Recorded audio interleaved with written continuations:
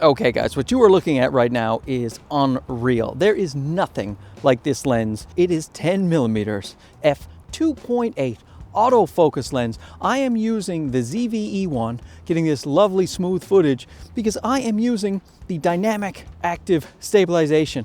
I'm not even at arm's length. I could hold it out here, and that's dynamic active stabilization. That cuts in a fair bit. Let's just switch it to regular stabilization. This is active stabilization. Not quite as stable, but still pretty stable. And look at the field of view I have. And this is the lens right here. Like again, arm's length, I could be out here, but why would I do that when I can do this? This could be the ultimate vlogging lens for the ZV-E1. Let me switch back to dynamic. The ultimate vlogging lens for the ZV-E1 due to the wideness, cropping in. Look, this is perfect for the vlogging with the dynamic active stabilization, but it can be so much more than that. It can be a great astrophotography lens, and it can certainly be a wonderful landscape lens. You can get such unique photos and video with this particular lens to be this wide, because this is also not a fisheye lens. It is rectilinear. The lines will stay straight even though this is absurdly wide. I don't know how they did this, but I'm very happy they did. And because this is an f2.8, you're gonna wanna pick up an ND filter. This one here is from K&F Concept. I like it because it's called a nano filter. It's nice and slim, so you're not gonna get a lot of vignetting if you use the direct filter onto the filter thread. It's a 77mm filter thread. It's actually great to have a filter thread on the front of the lens. A lot of the lenses don't have that when they're ultra wide like this. So if you start to use step-up rings though, you're probably gonna see a nice bit of the vignetting. Not when you're cropping in here with this dynamic active stabilization, but when you're not cropping in with the stabilization, you'll probably see that vignette if you have step-up rings. So I would get a filter that fits directly to the 77mm filter thread there on the lens. So we're here in the studio to talk a little bit about the build quality of this pretty lens. But first, let me throw it on there so you can see the difference between, this is a 24mm lens. That is not a narrow lens. It is plenty wide for my studio shots, but I will just show you what a 10mm lens looks like when it's right there on the ZV-E1. Look at this, you can see way too much of my studio right here, and I probably wouldn't use this lens as a talking head lens because things will definitely get exaggerated towards the edges. And like right now, it looks like I've been working real hard on my quads at the gym, and if that's the look you're going for. But that's the thing, is I don't need that for my talking head here. But there are people who watch the channel, they say to me, you know, I want to get a lot in focus.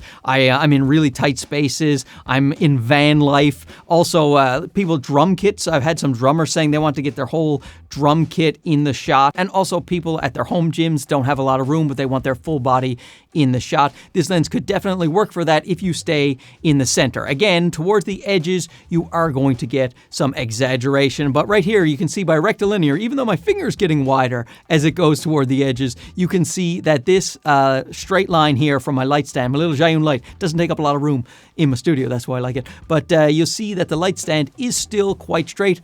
Rectilinear lens. Oh, I gotta keep my gut sucked in. This lens is so wide, and even though it is Laowa's first autofocus lens, it does not seem like that at all. It is just so snappy and responsive. You can just put anything up in front, grabs it, goes right back to the eye, little box around my eye. Now you may notice a little bit of focus breathing right there in the background on the edges, and you are going to have to deal with that. If you are stacking your landscape photos, then you will have to compensate for that focus breathing if you are trying to get focus from your minimum distance to infinity and you're stacking your photos. In video, it shouldn't be much of a problem because normally you're not doing focus pulls that long to be that exaggerated, but it is something to be aware of. Now they're making two versions of this lens right now, the autofocus version and the manual focus version. The Nikon Z and the Sony E mount are autofocus versions, but if you get the RF mount for Canon or you get the Leica L mount, then those ones will have to be manual focus. The manual focus ones actually have 14 aperture blades, whereas I'm already out of breath. What did I walk, like 3 steps?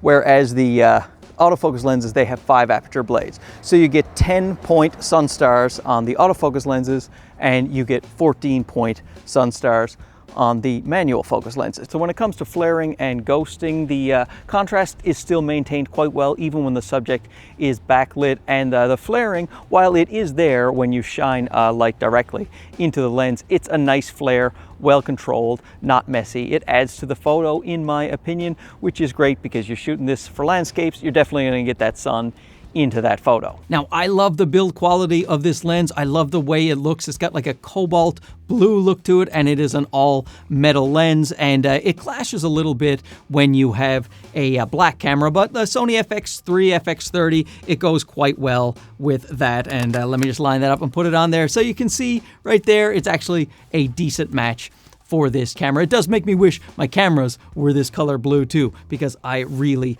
like it. It's got a very smooth focus ring. It's got an autofocus to manual focus switch, which is of course a first, as this is the first autofocus lens from Laowa.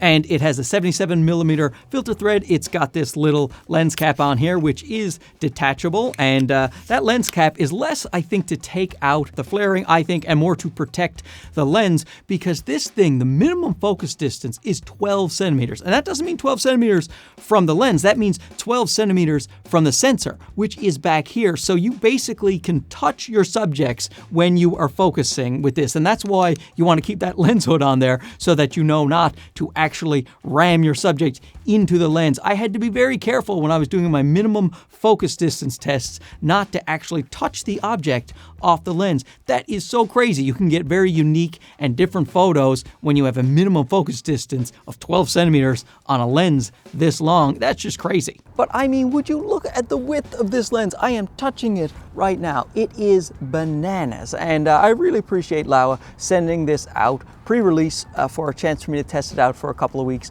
before I got to actually present it to you people. I do have to send it back. It is a loaner, which is too bad because I definitely want this lens. What I really love this lens for is the street photography here in Toronto. It's a big city with big buildings and often narrow places, so I can't get a lot of the buildings and skyscrapers in my photos, but with this lens I can get everything in the photo. It creates such strange and unique and wonderful perspectives with both photo and video. I love when companies come out with something different. This is just a lens that nobody else has ever come up with, and I love it. Now, you will definitely notice some vignette at f2.8. When the Lightroom profiles and things like that come out, that will be taken care of with one click. You can correct vignette yourself, but when the profiles come out, I am sure that that will be adjusted. I would also like to see an update and have it adjusted in camera as well, so that when you're doing video, you don't necessarily see that vignette as strongly down at f2.8. But when you have a lens that is this fast and this wide, you do have to expect some vignetting when you are wide open. Now, you may see some chromatic aberration in high contrast scenes when you are pixel peeping zoomed into, say, 400%, but for your day-to-day shooting with this lens, what you're shooting with video and photos, you probably aren't going to worry too much about the chromatic aberration. What you will have to worry about is all of the things that are in your field of view. So if you haven't cleaned up your kids' snacks in your car, people can see that. Now, in terms of price, this is going to come in at $799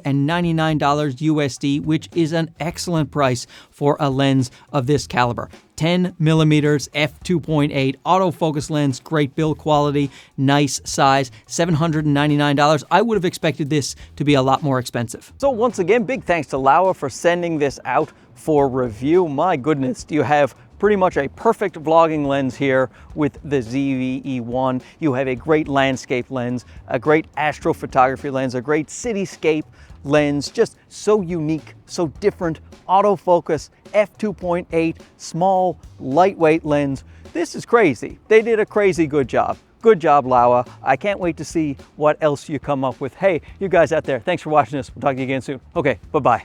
Gotta go inside now. Catch my breath.